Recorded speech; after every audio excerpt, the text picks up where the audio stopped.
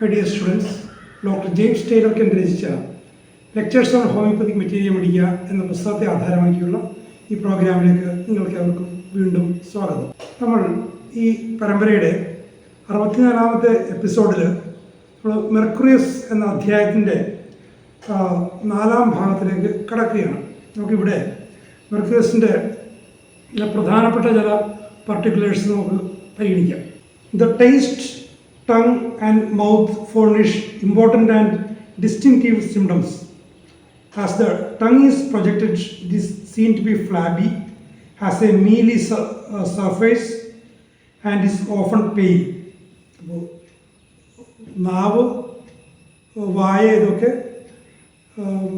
മെർക്കുറിയസിൻ്റെ വളരെ ഡിസ്റ്റിങ്റ്റീവായിട്ടുള്ള, വളരെ എടുത്തു പറയത്തക്ക വിധിത്തക്കമായിട്ടുള്ള ചില സിംറ്റംസിനെ കാണിക്കുന്നതാണ്. നാവ് വളരെ പെയിലാണ്, ഫ്ലാബിയാണ്, മീലി സർഫസാണ്. The imprint of the teeth is observed all around the edge of the tongue. അപ്പോൾ നാവ് സോളനായതുകൊണ്ടായിരിക്കണം ഈ പല്ലിൻ്റെ അടയാളം നാവിന് ചുറ്റും കാണുന്നു. Inflammation, ulceration and swelling of the tongue are strong features. നാവിൻ്റെ സ്വെല്ലിംഗ് മാത്രമല്ല, ഇൻഫ്ലമേഷന്, അൾസറേഷൻ ഒക്കെ ഉണ്ട്. Old Gothic constitutions have swollen tongue. The tongue will swell in night and he will waken up with a mouthful. വായിലിങ്ങനെ ഉമിനീര് നിറഞ്ഞിട്ട് തുപ്പാനുള്ള tendency വരുമ്പോൾ അറിയാതെ പുറത്തു പോകും. അപ്പോൾ അങ്ങനത്തെ ഒരു സംഭവം ഇതിലുണ്ട്. The taste is perverted, nothing taste right. ഒന്നിനും രുചിയില്ല, ഒരു വസ്തുവിനും രുചി. Tongue is coated yellow or white has stuck in a layer.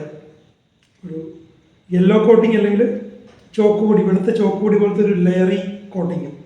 Offensive mouth, putrid odours from the mouth, especially the mercurial odour of the salivated patients. Mercurial ഓർഡറെ കുറിച്ച് നമ്മൾ നേരത്തെ പറഞ്ഞിട്ടുണ്ട്.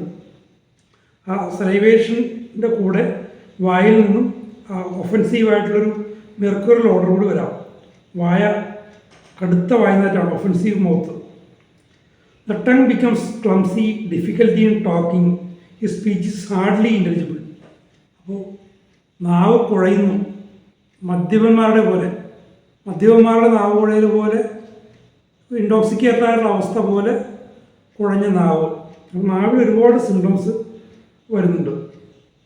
Ulcers, flat eating ulcers, holes are eaten through the cheek. ഉണ്ടോ, ulceration ഉണ്ടായി കവിളിലൂടെ ഇങ്ങനെ ആ ഹോളിങ്ങനെ പുറത്തേക്ക് വരുന്ന അത്രയും രൂക്ഷമായിട്ടുള്ള വർണ്ണങ്ങൾ. Eating of the soft palate and bone of the hard palate is often eaten away. Purulent formation in the antrum of Highmore and fistulae from the mouth to the antrum. മുഖമായിട്ട് ബന്ധപ്പെട്ട സൈനസുമായിട്ട് ബന്ധപ്പെട്ട ഹോളോ പാർട്സിലൊക്കെ പ്യുരുലൻറ്റ് ഫോർമേഷൻസ്. അപ്പോൾ നാവിലും മുഖത്തിൻ്റെ അസ്ഥികളിലെ ക്യാവിറ്റീസിൽ ഒക്കെ ഇതേപോലെ പ്രശ്നങ്ങളാണ്.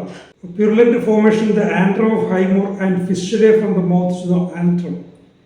ഇനി ഒരു കാര്യം പറയുന്നുണ്ട്, fluoric acid and silicea are more frequent indicate in these fistulae, especially if the bone is involve. അപ്പോൾ ഒരു കമ്പാരിസൺ പറയുകയാണ്, അസ്ഥികൾ ഇൻവോൾവ് ആണെങ്കിൽ അവിടെ കൂടുതൽ ഇൻഡിക്കേറ്റ് ചെയ്യുന്നത് ഫ്ലോറിക് ആസിഡും സൈലീഷ്യവും. The all mucous membrane is sensitive and painful, burning, stinging and smarting, dryness with or without after patches, thrush of children. തൊണ്ടയുമായി ബന്ധപ്പെട്ട് മെർക്കുറിയസിന് തൊണ്ടയുമായിട്ട് ബന്ധപ്പെട്ട് ധാരാളം ലക്ഷണങ്ങളുണ്ട്.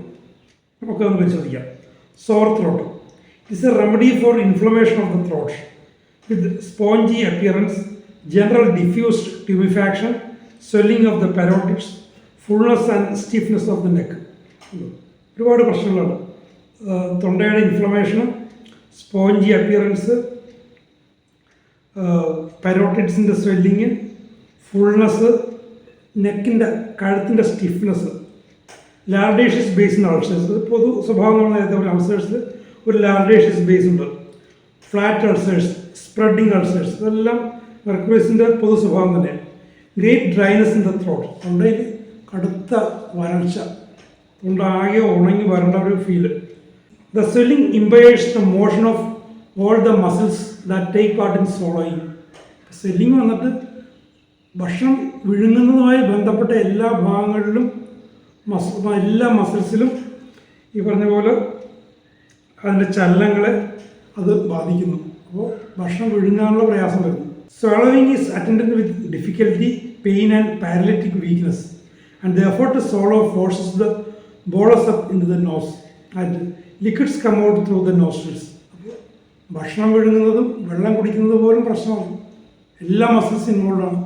വെള്ളം മൂക്കിലൂടെ പുറത്തേക്ക് വരുന്നു, വെള്ളം കുടിക്കുമ്പോൾ മൂക്കിലൂടെ പുറത്തേക്ക് വരുന്ന അവസ്ഥ. ഭക്ഷണമായിട്ട് ബന്ധപ്പെട്ട് വളരെ പ്രധാനപ്പെട്ട ചില കാര്യങ്ങൾ, വളരെ അസാധാരണമായ ചില സിംറ്റംസാണ്. He has aversion to meat, wine, brandy, coffee, greasy food, butter. Oh, Kent ഇത് എഴുതുന്നത് യു എസിൽ ഇരുന്നുകൊണ്ടാണ്. യു എസിലെയും യൂറോപ്പിലെയും മറ്റുമൊക്കെ സാഹചര്യങ്ങളിൽ മാംസാഹാരം അവരുടെ ഒരു റൂട്ടീൻ്റെ ഭാഗമാണ്. ഇന്നത്തെ കാലത്ത് പിന്നെയും പ്രിസർവ് ചെയ്ത പച്ചക്കറികൾ കിട്ടും. പക്ഷേ ഒരു നൂറ്റാണ്ടൊക്കെ മുൻപ് വിൻ്ററിൽ പച്ചക്കറികൾ കിട്ടുക എന്ന് പറയുന്നത് വളരെ പ്രയാസമാണ്. അത് പ്രിസർവ് ചെയ്ത ചില സാധനങ്ങൾ വളരെ വലിയ വിലക്ക് കിട്ടിയാലായി. സാധാരണ മനുഷ്യന് വില കുറച്ച് കിട്ടുന്നത് മാംസമാണ്. ആ മാംസത്തോട് ആഘോഷം, നമുക്കിപ്പോൾ അരിയാഹാരത്തോട് ആഘോഷം എന്ന് പറയുന്നത് ഒരു അവസ്ഥയാണ്. വെസ്റ്റേൺ കൺട്രീസിലുള്ളവർക്ക് മാംസത്തോടുള്ള ആഘോഷം. മെർക്കുറീസിനതുണ്ട്. വൈനിനോട്, ബ്രാൻഡിയോട്, കോഫിയോട്, ഗ്രീസി ഫുഡിനോട്, ബട്ടറിനോട് ഒക്കെ ആഘോഷമാണ്. മിൽക്ക് ഡിസഗ്രീസ്, പാല് പ്രശ്നമാണ്. ആൻഡ് കംസ് അപ്പ് സോർ, പാല് പുളിച്ചത് കേട്ടി വരും. സ്വീറ്റ്സ് ഡിസഗ്രി, മധുരപദാർത്ഥങ്ങൾ യോജിക്കില്ല. അപ്പോൾ വളരെ അസാധാരണമായ ഫുഡ് ഹാബിറ്റ്സാണ് മെർക്കുറീസിലുള്ളത്. അപ്പോൾ വളരെ പ്രധാനപ്പെട്ട ചില കാര്യങ്ങളാണത്. ഒരു ഔഷധത്തിൻ്റെ സെലക്ഷനിലേക്ക് വളരെയധികം സൂചനകൾ തരുന്ന ചില കാര്യങ്ങളാണ്. ഹീസ് ടേൺഡ് അഗെയിൻസ്റ്റ് ഹിസ് ബിയറിനോട് ഇഷ്ടക്കേട്. The stomach is chronically disordered, eructations, regurgitations, heartburn et cetera. Stomach is chronically disturbed. സ്റ്റൊമക്കിൻ്റെ അവസ്ഥ അങ്ങനെയാണ്, പഴയൊരു അവസ്ഥയാണ്, ഡിസ്റ്റർബ്ഡാണ്. തികട്ടി വരൽ, നെഞ്ചരിച്ചിൽ ഒക്കെ ഉണ്ട്. Sore stomach, it is foul, ദുർഗന്ധമുള്ള സോർ സ്റ്റൊമക്കാണ്. He has nausea with vomiting and regurgitation of food. ഓക്കാനം വരലുണ്ട്, ഛർദിയുണ്ട്, തികട്ടിലൊക്കെ ഒരുമിച്ച് വരും. In such a stomach food is like a load. അത്രയും ക്രോണിക്കലി ഡിസ്റ്റർബ്ഡ് ആയിട്ടുള്ള ഒരു വയറിനെ സംബന്ധിച്ചിടത്തോളം ആഹാരം എന്ന് പറയുന്നതൊരു ബാധ്യതയാണ്, ഒരു ഭാരമാണ്. In such a stomach food is like a load. രോഗികളെന്നൊക്കെ പറയും ആഹാരം കഴിക്കുന്നത് വലിയൊരു പ്രശ്നമാണെന്ന് പറയും. Bad taste, bitter mouth, he taste the food, it comes up sour. അപ്പോൾ രുചി പോലും ഒരു ഭക്ഷണത്തിനും രുചി തോന്നുന്നില്ല. വായിക്ക് കയ്പ്പ്, അത് പൊളിച്ചത് കേട്ടി വരുന്നു.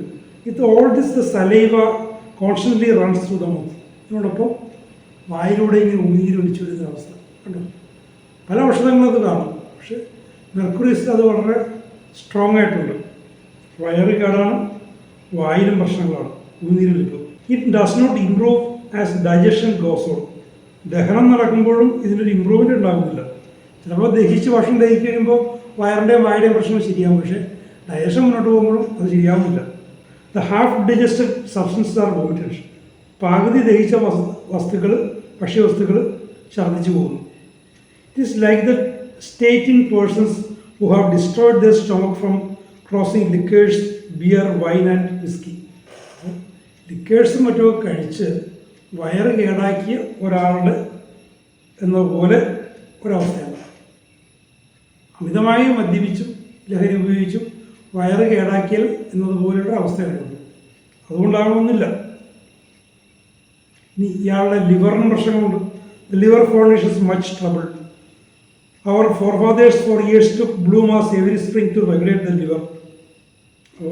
They physicked themselves with it and tapped their liver every spring with it.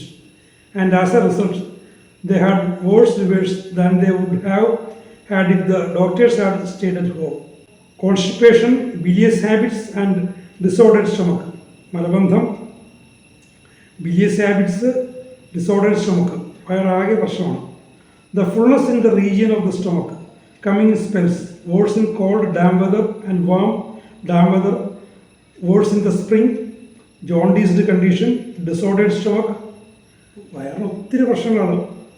Damp വെതറിൽ, കോൾഡ് വെതറിൽ, ഡാമ്പായിട്ടുള്ള ഹോട്ട് വെതറിൽ, സ്പ്രിങ്ങിൽ ഒക്കെ ജോണ്ടീസ്ഡ് കണ്ടീഷൻ, ലിവറിന് പ്രശ്നമുണ്ട്. Disordered stomach, aggravation of night and from the warmth of the bed. രാത്രിയും മെർക്കുറിയസിൻ്റെ സ്വഭാവം തന്നെ, warmth of the bed. Nightly feverishness and foul mouth will gave you the mercury state. അപ്പോൾ രാത്രിയിലുള്ള ഫീവർനെസ്, ഫോൾ മൗത്ത്, ഇതെല്ലാം മെർക്കുറിയസിൻ്റെ ഒരു അവസ്ഥയോടുള്ള സൂചനയാണ്.